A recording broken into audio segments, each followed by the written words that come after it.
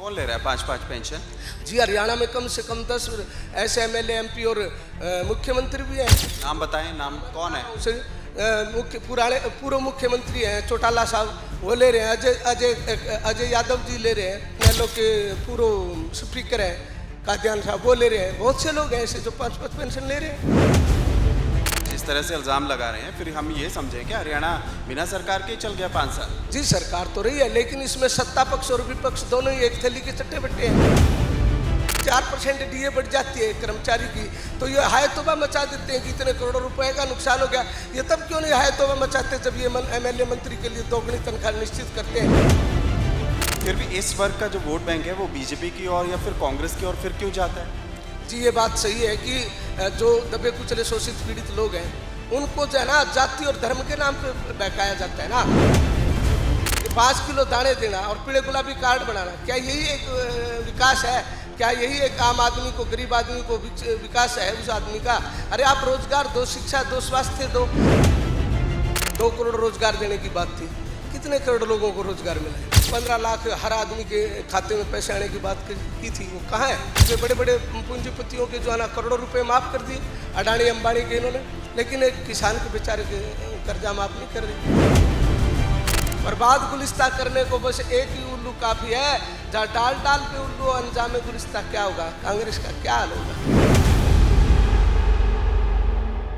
हरियाणा लोकसभा चुनावों का बिगुल बज चुका है और आज हम पहुंचे हैं हिसार में।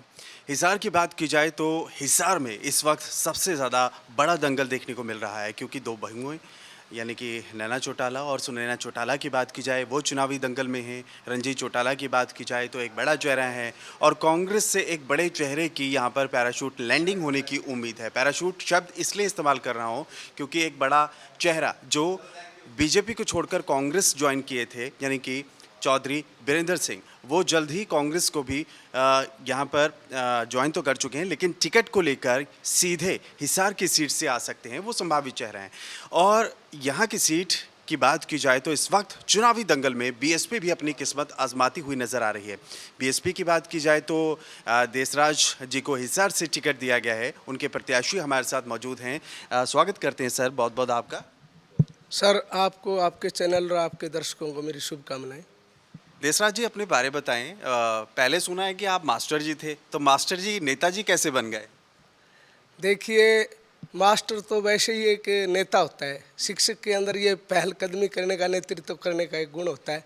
और शिक्षक को समाज में जो अनैतिकताएं हैं, जो भ्रष्टाचार, रिश्वतखोरी है, वो बच्चों को नैतिक शिक्षा के आधार पर संस्कारित करने के लिए भी एक नेतृत्व करने का, उनमें गुण पैदा करने की एक जिम्मेवारी होती है अध्यापक को।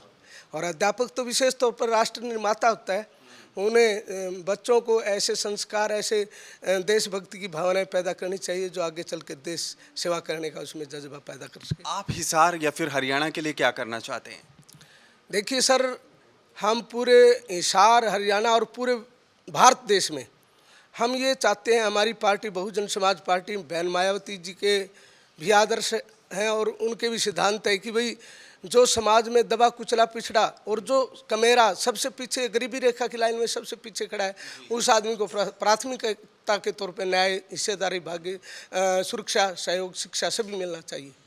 आप कह रहे हैं कि बीएसपी चुनावी मैदान में है हरियाणा में। हम देख भी रहे हैं कुछ नाम तो हालांकि आ चुके हैं, लेकिन बीएसपी के जितने भी प्रत्याशी हैं अपने आप को कहाँ देख रहे हैं? एक से एक बड़ा धुरंधर हरियाणा में इस वक्त नज़र आ रहा है, चाहे कांग्रेस की बात की जाए या फिर बीजेपी की बात की जाए। बीएसपी अपने आप को कहाँ देख रही है? बीएसपी का हाथी कितना दौड़ेगा हरियाणा में? देखिए सर, भारतीय जनता पार्टी यदि वो अपने विकास पर और लोग लुभावने वायदों की तरफ जाए तो उन्होंने अब पिछले 9 सालों में क्या किया है? क्या उन्होंने जो घोषणाएं की है, बड़ी बड़ी घोषणाएं करी है, वो क्या, उनका क्या रहा? 2 करोड़ रोजगार देने की बात थी, कितने करोड़ लोगों को रोजगार मिला है? इसके अलावा उन्होंने 15 लाख हर आदमी के खाते में पैसे आने की बात की थी, वो कहाँ है? मतलब वो तो एक जाति धर्म के आधार पर लोगों को बांटने का काम, लड़ाने का काम करती आ रही है। जहाँ हिंदू मुस्लिम है वहाँ हिंदू मुस्लिम को लड़ाती है, जहाँ हिंदू मुस्लिम नहीं है, केवल हिंदू हिंदू लोग हैं, वहाँ जाति के आधार पर लड़ाने का काम करती है। इसके अलावा आम आदमी के शिक्षा, रोजगार, स्वास्थ्य, सुरक्षा के पक्ष पे क्या किया? आज किसान है, किसान को जो है ना दोगुने रेट फसलों के नहीं दिए जा रहे। एमएसपी के रेट पे जो है, क्या उनकी गलत मांग है? सही है। बड़े बड़े भूस्वामियों के, बड़े बड़े पूंजीपतियों के जो है ना करोड़ों रुपए माफ़ कर दिए, अडानी अंबानी के इन्होंने, लेकिन एक किसान के बेचारे के कर्जा माफ़ नहीं कर रहे। उनके प्रति भी इनकी कोई अच्छी भावना नहीं है। और अब उनका विरोध इसीलिए हो रहा है ना कि उन्होंने किसानों को कुछ दिया भी नहीं और जाने से रोका, दिल्ली जाने से भी रोका। मौके को आप हाईजैक कर रहे हैं, विरोध उनका हो रहा है, आप वोट बैंक कर रहे हैं, सियासत कर रहे हैं। देखिए सर, केवल किसान की बात नहीं है ना, कर्मचारी, किसान, नौजवान, मजदूर, महिलाएं, व्यापारी, कौन सा वर्ग संतुष्ट है? कौन सा वर्ग इनकी नीतियों से खुश है? सर, आप किसानों की, कर्मचारियों की देख लीजिए। कर्मचारी जहां आज पुरानी पेंशन व्यवस्था के लिए मांग कर रहा है बेचारा, 40-40 साल तक सर्विस करने के बाद उनको पुरानी पेंशन व्यवस्था नहीं दी जा रही, बुढ़ापे में वो कैसे गुजर बसर करेंगे, कैसे अपना पालन पोषण करेंगे? और ये लोग जो है ना 5-5 एमएलए एमपी 5-5 पेंशन लेते आ रहे हैं, 5-5 पेंशन लेते, और एक छोटे किसान, मजदूर, कर्मचारी के प्रति वफादारी, उनके जनित ऐसी योजनाएं नहीं बना रहे। कौन ले रहा है 5-5 पेंशन? जी, हरियाणा में कम से कम 10 ऐसे एमएलए एमपी और मुख्यमंत्री भी हैं। नाम बताएं, नाम कौन है? पूर्व मुख्यमंत्री हैं चौटाला साहब, वो ले रहे हैं। अजय यादव जी ले रहे हैं। और एक वो क्या नाम है, इनेलो के पूर्व स्पीकर हैं कादियान साहब, वो ले रहे हैं। बहुत से लोग हैं ऐसे जो 5-5 पेंशन ले रहे हैं। तो आपने इस मुद्दे को संज्ञान में लाए, बताया, आपने आगे मंच पर रखा, लोगों को समझाया? जी सर, हमने अभी पिछले 1 साल से मैं रिटायर हुआ हूँ, लगातार 9 के 9 विधानसभाओं में सामाजिक न्याय कार्यकर्ता सम्मेलन के माध्यम से मैंने पहला मुद्दा था कि भाई ये लोग है ना, जनता के, गरीब तबके, कमेरे लोगों के लिए तो कुछ भी नहीं कर रहे, और अपने लिए जो है ना प्रस्ताव आता है तो मेजे थपथपा के प्रस्ताव पास कर लेते हैं। हरियाणा के 5 साल ऐसे ही चल गया फिर? जी, आप जिस तरह से इल्ज़ाम लगा रहे हैं, फिर हम ये समझें कि हरियाणा बिना सरकार के ही चल गया 5 साल? जी, सरकार तो रही है, लेकिन इसमें सत्ता पक्ष और विपक्ष दोनों ही एक थैली के चट्टे बट्टे हैं। जहां अपने भत्ते और अपनी तनख्वाह बढ़ाने की बात होती है, ये कोई विरोध नहीं, कोई चर्चा नहीं, केवल मेजे थपथपा के अपने लिए दिए जाने वाले फायदों का पक्ष और सत्ता पक्ष और विपक्ष दोनों ही इस मामले में एक ही है। अपनी सुविधाएं के लिए, अपने भत्तों के लिए, अपनी तनख्वाहों के लिए मेजे थपथपा के प्रस्ताव पास कर देते हैं। भत्ते ले रहा है, तनख्वाह ले रहा है, तो संविधान के मुताबिक ही हो रहा है ना सर वो सब? जी सर, संविधान के मुताबिक क्या ये नहीं है कि वो अपनी तनख्वाह को 200% दुगनी बढ़ा रहे हैं, और एक किसान, मजदूर, आम कर्मचारी, नौजवान के लिए वो क्या कर रहे हैं? यदि 4% डीए बढ़ जाती है कर्मचारी की, तो ये हाय तौबा मचा देते हैं कि इतने करोड़ों रुपए का नुकसान हो गया। ये तब क्यों नहीं हाय तौबा मचाते जब ये एमएलए मंत्री के लिए दोगुनी तनख्वाह निश्चित करते हैं। अब इनका तो ये हुआ कि घर की बही और काका लिखनिया, यानी मैं हरियाणवी शब्द में, भाषा में कहूँ कि घर की बही और काका लिखनिया, इसलिए विरोध नहीं करते। ये अपने लिए कानून बना लेते इतने बढ़िया, अपने लिए सुविधा जुटा लेते हैं, और पक्ष और विपक्ष दोनों मेजे थपथपा के प्रस्ताव को पास कर देते हैं। ये कहाँ का न्याय है, कहाँ के इंसाफ है जनता के साथ? ये गलत है, धोखाधड़ी है जनता के साथ। बीजेपी के जितने भी स्टार चेहरे हैं वो चुनाव प्रचार कर रहे हैं, कांग्रेस के भी आ रहे हैं। मायावती जी कब आ रही हैं हरियाणा में?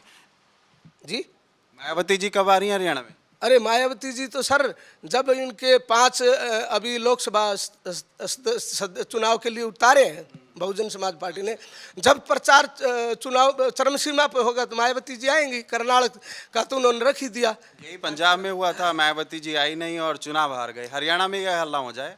नहीं, ऐसा नहीं है कि हरियाणा में हम इस सीट पे देखिए कि हमारे को एक राष्ट्रीय पार्टी का प्लेटफार्म मिला है, और 40 सालों से मैं किसान, मजदूर, नौजवान, दबे कुचले, पीड़ित, शोषित समाज के लिए कार्य कर रहा हूँ। और तीसरा, राजनीतिक समीकरण हमारे बिल्कुल माफिक बन रहा है। आपने क्या किया लोगों के लिए, मुझे ये बताएं, क्या ऐसा काम कर दिया जो आप ये दावा कर रहे हैं कि मैंने ये किया वो किया? बताएं कुछ। जी, मैं तो एक टीचर रहा हूँ, लेकिन मेरी मिसिज जो है वो 10 साल गांव की सरपंच रही है, और सरपंच रहते हुए भी हमने गांव के इलाके में 10-15 गांव में लोगों को न्याय दिलवाना, उनको सुरक्षा करवाना, उनके दबे कुचले लोगों को जुल्म सितम से उनके प्रति न्याय दिलवाने की काम किया है। तो कानून, वो तो कानून भी काम कर रहा है, आप उसमें क्या भूमिका निभा रहे हैं? अरे सर, कानून कहाँ काम कर रहे हैं? जो लोग बिल्कुल शोषित पीड़ित और अल्पसंख्यक लोग हैं, जो गरीब लोग हैं, उनको तो न्याय नहीं मिल रहा, उनके साथ ज्यादतियाँ हो रही है, चाहे धर्म के नाम पे, जाति के नाम पर जुल्म सितम हो रहे हैं, उनके खिलाफ लड़ने की बात है, उनको उनको जो बदमाशों को अरेस्ट करवाने की बात है, जो लोग जुल्म सितम अत्याचार करते हैं उनको सरकारों के संरक्षण मिल जाता है, एमएलए एमपी का संरक्षण मिल जाता है और उनको गिरफ्तारी नहीं करते। फिर भी इस वर्ग का जो वोट बैंक है वो बीजेपी की ओर या फिर कांग्रेस की ओर फिर क्यों जाता है? जी, ये बात सही है कि जो दबे कुचले शोषित पीड़ित लोग हैं, उनको जो है ना जाति और धर्म के नाम पे बहकाया जाता है ना, कि हम जो है ना आप लोग हमें वोट दीजिए, आपको हम ये देंगे। क्या दे रहे हैं गरीबों को? 5 किलो दाने अनाज दे रहे हैं ना सर, 5 किलो अनाज दे रहे हैं। वो तो अंग्रेजों वाली नीति हुई कि केवल खाना खाओ और हमें वोट दो और हमें जिताते रहो। ये नीति बीजेपी की है। क्या कर रहे हैं? अरे कि 5 किलो दाने देना और पीले गुलाबी कार्ड बनाना, क्या यही एक विकास है? क्या यही एक आम आदमी को, गरीब आदमी को विकास है उस आदमी का? अरे आप रोजगार दो, शिक्षा दो, स्वास्थ्य दो, आप लोगों को जो है ना रोजगार मुहैया कराइए। अरे 5 किलो अनाज की क्या बात है? वो अपना गुजर बसर करने में सक्षम हो जाएगा यदि रोजगार दोगे तो। प्रजापति वोटर्स की बात की जाए, अगर मैं हिसार की बात करूं तो 16 लाख वोटर हैं। प्रजापति वोटर्स की बात की जाए तो 2 लाख के करीब हैं। उम्मीद है आपको प्रजापति जो वोटर है वो आपके साथ रहेंगे? सर पहले तो आपकी जानकारी दुरुस्त करें, 16 लाख नहीं 18 लाख वोट हैं पूरे। चलिए, बढ़ गई होगी क्योंकि आबादी भी देश की बहुत ज़्यादा बढ़ गई है। आप मुझे बताएं, जो आपका प्रजापति समाज है क्या आपका साथ देगा? प्रजापति समाज तो मुझे पलकों पे बिठाएगा और वो ये कह रहा है कि हमें वोट डालने का मौका मिल गया, मतलब वोट डालने की जगह मिल गई।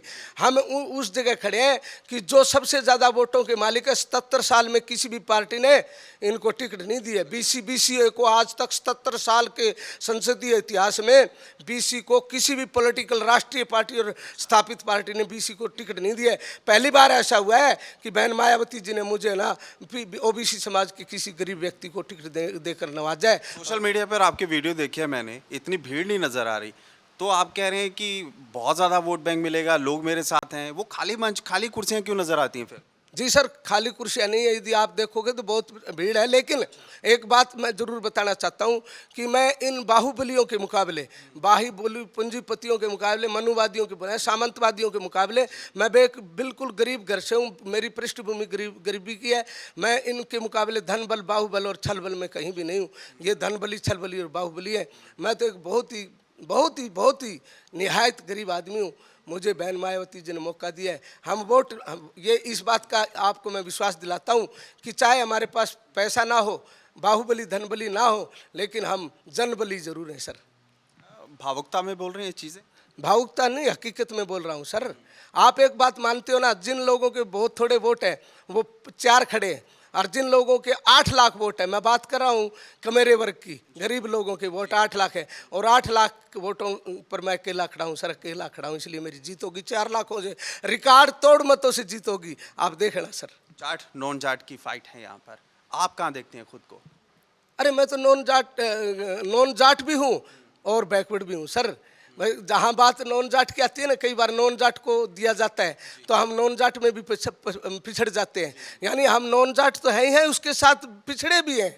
और हमारा वोट 8 लाख है सर, 8 लाख पे अकेला आपका भाई खड़ा है। अच्छा, लोग मोदी भक्त हैं, लोग राहुल गांधी को फॉलो करते हैं, कुछ आम आदमी पार्टी को भी अब फॉलो कर रहे हैं। हजका हिलोपा का तो पता ही नहीं वो पार्टी कहाँ गई, और विश्नोई परिवार भी, वो भी लापता है। तो ऐसे में आपको लगता है कि ये जो टक्कर है वो बहुत ख़ास होगी मोदी भक्तों में, कांग्रेस भक्तों में, खास बीएसपी का हाथी किस कदर दौड़ेगा? देखिए सर, ये जुमलेबाजी, एक बार आपको पता है कि बीजेपी ने पहले भी पूरे देश में ये नारा दिया था, shining India, shining India. India तो शाइनिंग नहीं हुआ, लेकिन कुछ लोगों के घर शाइनिंग जरूर हो गए, वो लोग शाइनिंग जरूर हो गए। लोग इनके कार्य प्रणाली को, इनके मुद्दों को, इनके जुमलेबाजियों को बहुत अच्छी तरह समझ चुके हैं। अब झांसे में आने वाले नहीं है, ना ही बीजेपी के और ना ही कांग्रेस पे। क्योंकि बीजेपी ने, देखिए सर, एक बाहरी व्यक्ति, पहले नंबर तो बीजेपी को क्या अपने कार्यकर्ता और नेताओं पे विश्वास नहीं है जो उन्होंने आयातित एमएलए एमपी कैंडिडेट को खड़ा कर दिया है। यहाँ हरियाणा के अंदर कम से कम 7 सीटों पर बीजेपी से बाहर के नेता लाए गए हैं, और दूसरा ये अगर विकास में अपने लोकप्रियता में अपने आप को नंबर 1 पाते हैं तो इन्होंने सीएम क्यों बदला? खट्टर साहब को बदलने की आवश्यकता क्या थी? यदि सब कुछ सही चल रहा था, सब कुछ जीतने के कगार पे थे ये आगे भी, तो खट्टर साहब को क्यों बदल के एक ओबीसी चेहरा केवल दो महीने के लिए लेके आने का क्या कारण है? केवल इसी कारण का कि ओबीसी का वोट बैंक को बेवकूफ़ बना के बुलाया जाए और जीतने की कोशिश, ओबीसी को वोट बैंक को साधा जाए। यानी आपके दिल में मलाल है कि ये जो सत्ता परिवर्तन हुआ बीएसपी को नुकसान हो सकता है, आप ये कह रहे हैं ना? कांग्रेस को भी होगा सर। कांग्रेस क्या है? कांग्रेस का तो वो हाल है कि लोग, आम आदमी, अनपढ़ से बिल्कुल बेचारा गरीब आदमी भी ये कहता है यार ये तो आपस में इनकी फुटोवल है बहुत तगड़ी, जुतम पजा रहे हैं तो स्टेज पे। अरे अभी तक सीटों का, अभी तक कैंडिडेट ना उतारना इनकी फुट को उजागर करता है, अभी तक संगठन नहीं बना है। और इनका क्या हाल है? अभी मैं ये कहूँ कि भाई बर्बाद गुलिस्तान करने को बस एक ही उल्लू काफ़ी है। बर्बाद गुलिस्तान करने को बस एक ही उल्लू काफ़ी है। जहाँ डाल डाल पे उल्लू, अंजाम गुलिस्तान क्या होगा? कांग्रेस का क्या हाल होगा? अफसोस है। और एक और सुनिए, ये इनके अगर ब्रिजेंद्र सिंह को दे दिया जाए तो भाई साहब जयप्रकाश जी और चंद्रमोहन जी नाराज होंगे। और वो क्या है कि हम तो डूबेंगे सनम तुझे भी ले डूबेंगे, वो हालत होगी कांग्रेस की तो। और बीजेपी की सुनिए ना, जो वो एक तो ससुर खड़े हैं, 2 बहुएं खड़ी है, 3 और 2 खड़े हैं कुरुक्षेत्रा, अबे और दिग्विजय वगैरह। वो 5 भाई, 5 साथी, एक परिवार, चौटाला परिवार के 5 साथी खड़े हैं। अरे उन्होंने तो राजघरानों को भी फैल कर दिया। राजघरानों में दादा पोता तो होता था, एक ही राजगद्दी का अधिकारी। यहाँ तो 5-5 राजगद्दी के अधिकारी होना चाहते हैं। इन्होंने तो फैल कर दिए सारे। कौन कहता है कि बीजेपी ने भ्रष्टाचार मिटा दिया, परिवारवाद मिटा दिया? सबसे ज़्यादा भ्रष्टाचार, परिवारवाद और वंशवाद है बीजेपी में। आप देखिए ना, इलेक्ट्रोल बॉन्ड के माध्यम से 7,000 करोड़ रुपया किसको आया है? बीजेपी को आया ना। बीएसपी को तो आप दिखाइए ना, 2-4 करोड़ रुपए दिखा दीजिए बीएसपी को। बीजेपी को 7,000 करोड़ आना क्यों आया है? क्योंकि सत्ताधारी पार्टी के जो पूंजीपति है वो करोड़ों रुपए चंदा दे के अपना काम निकालते हैं। उनको तो कांग्रेस का भी बैंक बंद हुआ है। चलिए मुद्दे पर आते हैं। संविधान निर्माता की बात की जाए तो उन्होंने समाज को किस तरीके से चलाना है या दबे कुचलों की आवाज़ उन्होंने बुलंद की और एक मिसाल कायम की। लेकिन अब क्या हो रहा है? राजनीति देखिए किस कदर पहुंच चुकी है। आप मास्टर जी, इस हिसाब से सवाल पूछ रहा हूं मैं आपसे कि जो वोट बैंक है या फिर लोगों का जो ध्यान है वो गली सड़कों तक रहता है, नौकरी तक रहता है, बस इसी जात पात के सांचे में ही समाज बनकर रह गया है। मलाल होता है कि हमारा समाज अभी भी उसी तरह से सोच रहा है जो पुरानी सोच हुआ करती थी और उसी तरीके से अपना वोट इसी तरीके से किसी भी व्यक्ति को बांट देता है। सर देखिए, मैं ये कहता हूँ कि जैसा समाज होगा वैसा नेता होगा। अभी समाज को भी बहुत कुछ कैडराइज करने की आवश्यकता है, क्योंकि नेता भी तो समाज में से ही निकलते हैं ना। जैसा समाज होगा वैसा नेता होगा। तो बेचारे इनको आदी बना दिया जाता है पॉलिटिकल पार्टियों द्वारा। अनाप शनाप तरीके रेवड़ियाँ बांटना, उनको प्रलोभन देना, उनको रैलियों में ले जाने के लिए खिलाने पिलाने की बातें करना, ये पॉलिटिकल पार्टियों ने उनको जो ना मजबूर किया, उनको आदी कर दिया है। ये गलत नीतियों पर चलाने के लिए एक भोले भाले लोगों को, बिल्कुल शरीफ लोगों को इन्होंने भ्रष्टाचार की ओर धकेलने का काम किया पॉलिटिकल का। साक्षरता के मामले में आप समझते हैं कि हरियाणा अव्वल है या सुधार हो रहा है? देखिए, अव्वल की बात नहीं है कि आप और समाज के लोग शिक्षा में और आंकड़े बता रहे हैं कि शिक्षा में हम अव्वल नहीं है। अव्वल तो हम किसी चीज़ में नहीं है। बताइए, अगर प्रति व्यक्ति आय के हिसाब से ये कहते हैं कि हरियाणा। पहले शिक्षा की बात कर लेते हैं ना, क्योंकि नू जो इलाका है, नू मेवात सुर्खियों में रहा था। नकल किस तरीके से चल रही थी पूरे देश ने देखी है। देखिए, नकल भी चल रही है और पेपर लीक के मामले में देखिए कितना बुरा हाल है। और नू के एरिया में और हमारे मुस्लिम भाई में साक्षरता दर बहुत कम है, गरीबों में साक्षरता दर बहुत कम है। ये तो एक कुछ गिने चुने लोगों का चेहरा दिखा के उसका बेनिफिट उठाना चाहते हैं, वरना गांव देहात में जो गरीब तबके हैं, गरीब लोग हैं, उनमें तो साक्षरता दर बहुत कम है। आपका विज़न क्या है? हमारा विजन तो दबे कुचले शोषित पीड़ित अल्पसंख्यक और गरीब कमेरे लोगों को हक हकूक अधिकार न्याय समानता भागीदारी सुरक्षा देने का मामला है कि आज तक 75 साल देश आज़ाद हुए, लेकिन आज़ादी के बावजूद भी गरीबी रेखा में जो सबसे पीछे खड़ा है उसको हर लिहाज से जो अधिकार मिलना चाहिए, हकूक समानता मिलनी चाहिए, मुख्य धारा में मिलाया जाना चाहिए, कहाँ मिला रहे हैं, कहाँ उनको योग्यता प्रतिनिधित्व दिया जा रहा है। मैं ये नहीं कह रहा कि प्रतिनिधित्व तो एक हिस्सा है, प्रतिनिधित्व तो दिया जाना चाहिए दबे कुचले लोगों को भी, लेकिन ये पार्टियां प्रतिनिधित्व नहीं दे रही। आखिरी सवाल, मुख्य मुकाबला किससे मानते हैं आप? मेरा मुख्य मुकाबला जनता मेरे को सहयोग कर रही है, और जिस हिसाब से मैं ये कह रहा हूँ कि मैं पहले नंबर पे हूँ, ये तो दूसरे तीसरे चौथे नंबर के लिए लड़ रहे हैं। जिस हिसाब से मेरे को पॉलिटिकल पार्टी मंच मिला है और 40 सालों का जो मेरा संघर्ष है गरीब कमेरे लोगों के प्रति, और जिस हिसाब से समीकरण बन रहे हैं, जो कम वोटों के मालिक हैं वो ज़्यादा खड़े हैं, और जो कमेरे गरीब लोगों के वोट हैं 8 लाख, उस पर मैं अकेला खड़ा हूँ सर। इसलिए मैं तो 4 लाख वोटों से रिकॉर्ड तोड़ मतों से जीतूंगा सर, रिकॉर्ड तोड़ मतों से जीतूंगा। चलिए, बिल्कुल दाद देते हैं, आप इतने कॉन्फिडेंट हैं, लेकिन 1% नेगेटिव भी लेकर चलते हैं। फिर आप अपने लोगों से क्या वादा करते हैं? अगर खुदा ना खास्ता आप हार जाते हैं तो क्या ये आवाज़ बंद रहेगी, ये मुहिम यहीं पर ख़त्म होगी, या फिर मास्टर जी आगे भी कुछ करेंगे? नहीं सर, ये मुहिम लिए चलते हुए मुझे 40 साल हो गए सर। 1985 में मैं भारत की जनवादी नौजवान सभा में आया था, उससे मैंने दबे कुचले शोषित पीड़ित गरीब कमेरे के लिए ही काम किया है।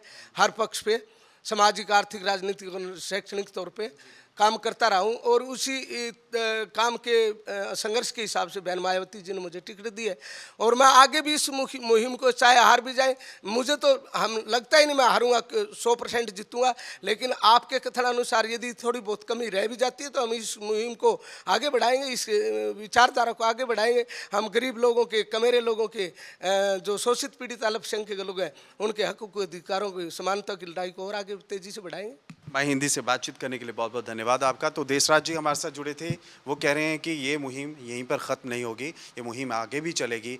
और हिसार लोकसभा सीट की बात की जाए तो बहुत ही सख्त मुकाबला है, बड़े बड़े धुरंधर है, लेकिन बीएसपी का हाथी भी दौड़ता हुआ नजर आएगा। नमस्कार।